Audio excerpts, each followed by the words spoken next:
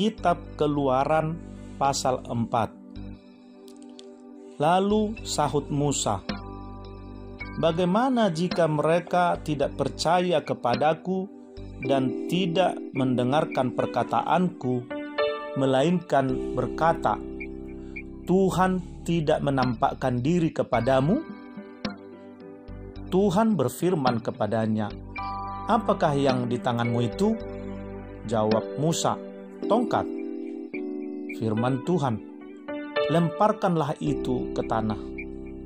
Dan ketika dilemparkannya ke tanah, maka tongkat itu menjadi ular, sehingga Musa lari meninggalkannya. Tetapi firman Tuhan kepada Musa, 'Ulurkanlah tanganmu dan peganglah ekornya.'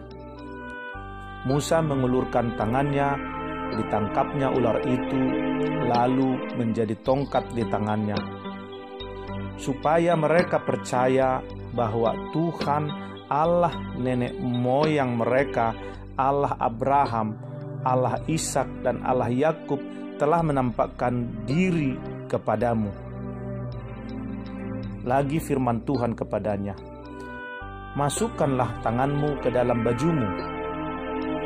Dimasukkannya tangannya ke dalam bajunya, dan setelah ditariknya keluar, maka tangannya kena kusta, putih seperti salju.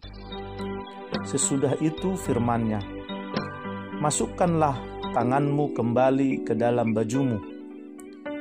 Musa memasukkan tangannya kembali ke dalam bajunya, dan setelah ditariknya keluar, maka tangan itu pulih kembali seperti seluruh badannya. Jika mereka tidak percaya kepadamu dan tidak mengindahkan tanda mukjizat yang pertama, maka mereka akan percaya kepada tanda mukjizat yang kedua. Dan jika mereka tidak juga percaya kepada kedua tanda mukjizat ini dan tidak mendengarkan perkataanmu, maka engkau harus mengambil air dari sungai Nil dan harus kau curahkan ke tanah yang kering. Lalu air yang kau ambil itu akan menjadi darah di tanah yang kering itu. Lalu kata Musa kepada Tuhan, "Ah Tuhan, aku ini tidak pandai bicara.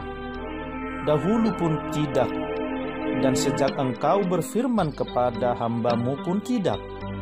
Sebab aku berat mulut dan berat lidah."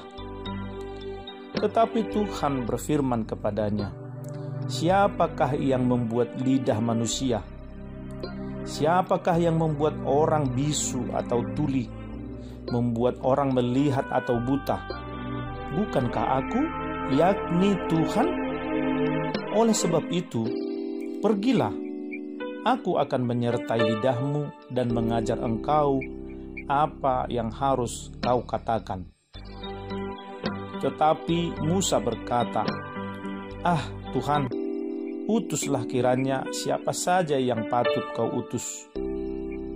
Maka bangkitlah murka Tuhan terhadap Musa, dan ia berfirman, "Bukankah di situ Harun, orang Lewi itu, kakakmu?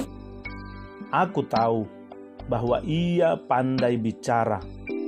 Lagi pula ia telah berangkat menjumpai engkau, dan apabila ia melihat engkau, ia akan bersuka cita dalam hatinya. Maka engkau harus berbicara kepadanya dan menaruh perkataan itu ke dalam mulutnya. Aku akan menyertai lidahmu dan lidahnya, dan mengajarkan kepada kamu apa yang harus kamu lakukan. Ia harus berbicara bagimu kepada bangsa itu.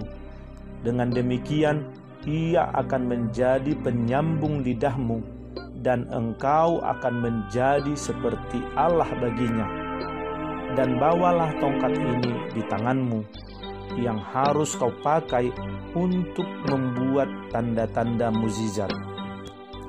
Lalu Musa kembali kepada mertuanya Yitro, serta berkata kepadanya, Izinkanlah kiranya aku kembali kepada saudara-saudaraku yang ada di Mesir untuk melihat apakah mereka masih hidup.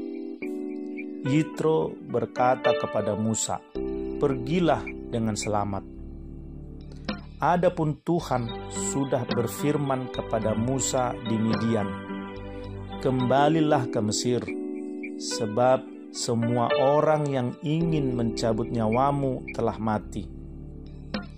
Kemudian Musa mengajak istri dan anak-anaknya lelaki, lalu menaikkan mereka ke atas keledai, dan ia kembali ke tanah Mesir. Dan tongkat Allah itu dipegangnya di tangannya. Firman Tuhan kepada Musa, "Pada waktu engkau hendak kembali ini ke Mesir, ingatlah supaya segala mukjizat yang telah kuserahkan ke dalam tanganmu kau perbuat di depan Firaun.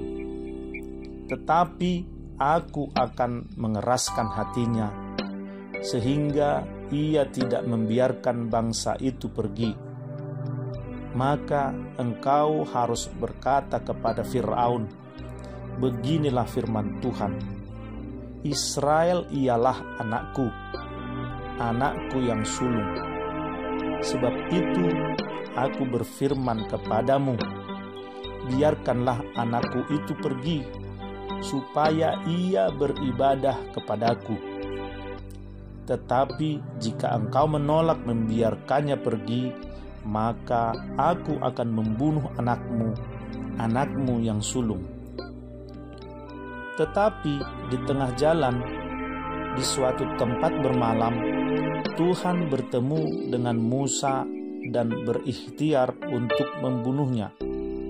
Lalu Zipora mengambil pisau batu, dipotongnya kulit khatan anaknya, kemudian disentuhnya dengan kulit itu kaki Musa sambil berkata, "Sesungguhnya engkau pengantin darah bagiku." Lalu Tuhan membiarkan Musa. "Pengantin darah," kata Zipora waktu itu, karena mengingat sunat itu. Berfirmanlah Tuhan kepada Harun, "Pergilah ke padang gurun menjumpai Musa." Ia pergi dan bertemu dengan dia di gunung Allah, lalu menciumnya.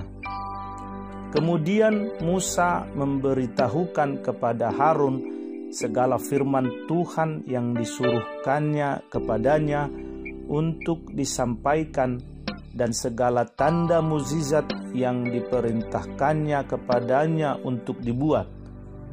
Lalu pergilah Musa beserta Harun, dan mereka mengumpulkan semua tua-tua Israel.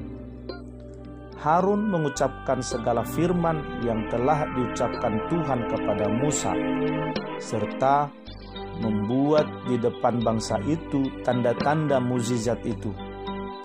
Lalu percayalah bangsa itu, dan ketika mereka mendengar bahwa Tuhan telah mengindahkan orang Israel dan telah melihat kesengsaraan mereka, maka berlututlah mereka dan sujud menyembah.